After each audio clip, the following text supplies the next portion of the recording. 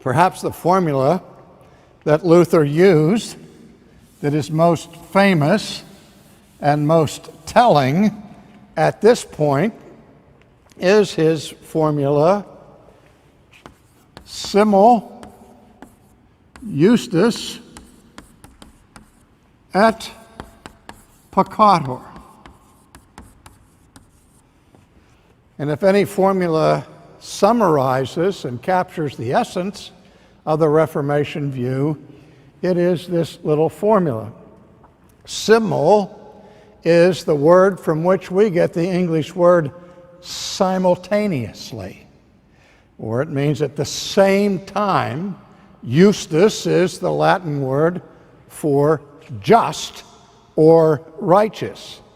And you all know what et is. Et is the past tense of the verb to eat. Have you ate your dinner? No.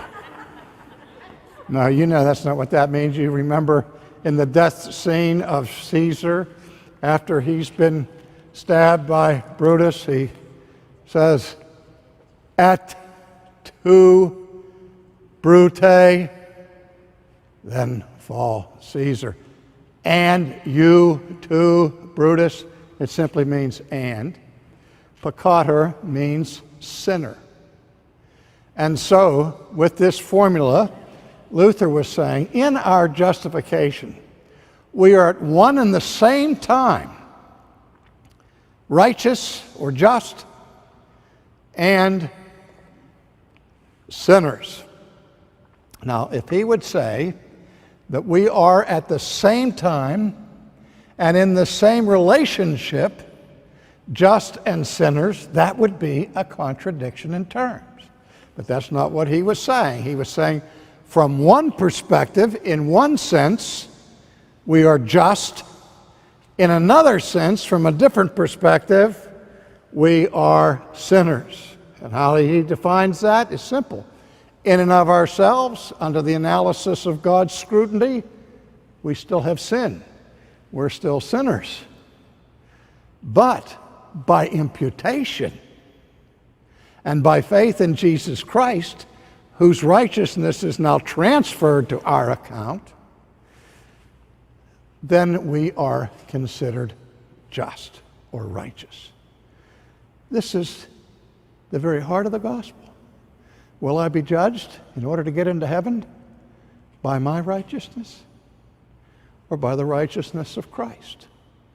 If I had to trust in my righteousness to get into heaven, I would completely and utterly despair of any possibility of ever being redeemed.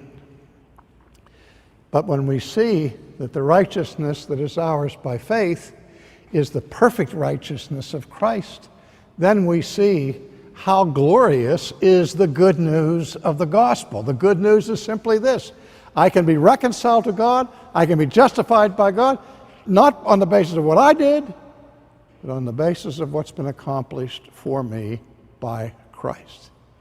But at the heart of the gospel is a double imputation. My sin is imputed to Jesus. His righteousness is imputed to me. And in this twofold transaction, we see that God, who does not negotiate sin, who doesn't compromise his own integrity with our salvation, but rather punishes sin fully and really after it has been imputed to Jesus, retains his own righteousness, and so he is both just and the justifier, as the apostle tells us here. So my sin goes to Jesus, his righteousness comes to me in the sight of God.